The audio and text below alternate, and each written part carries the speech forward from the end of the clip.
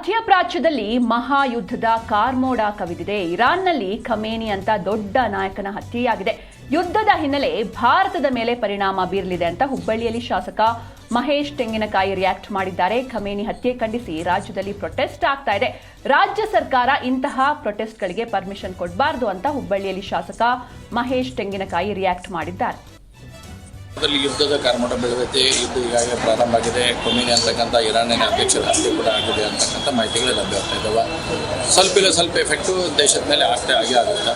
ಆದರೆ ಒಂದು ಸಂತೋಷದ ಸಂಗತಿ ಅಂದರೆ ಅಷ್ಟೆಲ್ಲ ಯುದ್ಧ ನಡೆದಾಗ ಕೂಡ ಭಾರತದಲ್ಲಿ ಎಲ್ಲವೂ ಕೂಡ ಭಾಳ ಸುಸೂತ್ರವಾಗಿ ನಡೀತಕ್ಕಂಥ ಕೆಲಸ ಕಾರ್ಯಗಳು ನಡೀತಾ ಇದ್ದಾವೆ. ಕೆಲವೊಬ್ಬರು ಇಲ್ಲಿನೂ ಕೂಡ ಸ್ಟ್ರೈಕ್ ಮಾಡುವಂಥ ಪ್ರಯತ್ನ ಮಾಡಿದ್ದಾರೆ. ಅವರಿಗೆಲ್ಲ ಭಾಳ ಸ್ಪಷ್ಟವಾಗಿ ಹೇಳಕ್ಕೆ ಇಚ್ಛೆಪಡ್ತೀನಿ.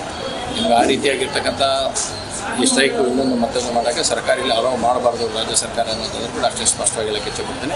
ಮತ್ತು ಆ ಯುದ್ಧದಿಂದ ಭಾರತದ ರಾಜತಾಂತ್ರಿಕ ನಡೆ ಏನೈತಿ ಅದು ಭಾಳ ಸರಳವಾಗಿ ಸುಸಲಿತವಾಗಿ ಮಾಡ್ತಕ್ಕಂಥ ಕೆಲಸವನ್ನು ನರೇಂದ್ರ ಮೋದಿ ಮಧ್ಯಪ್ರಾಚ್ಯದಲ್ಲಿ ಭಾಳ ದೊಡ್ಡ ಪ್ರಮಾಣದಲ್ಲಿ ಯುದ್ಧದ ಕಾರ್ಮೋಡ ಬೆಳೆದೈತೆ. ಯುದ್ಧ ಈಗಾಗಲೇ ಪ್ರಾರಂಭ ಆಗಿದೆ. ಖಮೇನಿ ಅಂತಕ್ಕಂಥ ಇರಾನಿನ ಅಧ್ಯಕ್ಷರ ಹತ್ಯೆ ಕೂಡ ಆಗಿದೆ ಅಂತಕ್ಕಂಥ ಮಾಹಿತಿಗಳು ಲಭ್ಯವಾಗ್ತಾ ಇದ್ದಾವೆ. ಸ್ವಲ್ಪ ಎಫೆಕ್ಟು ದೇಶದ ಮೇಲೆ ಆಗೇ ಆಗುತ್ತೆ. ಆದರೆ ಒಂದು ಸಂತೋಷದ ಸಂಗತಿ ಅಂದರೆ ಅಷ್ಟೆಲ್ಲ ಯುದ್ಧ ನಡೆದಾಗ ಕೂಡ ಭಾರತದಲ್ಲಿ ಎಲ್ಲೂ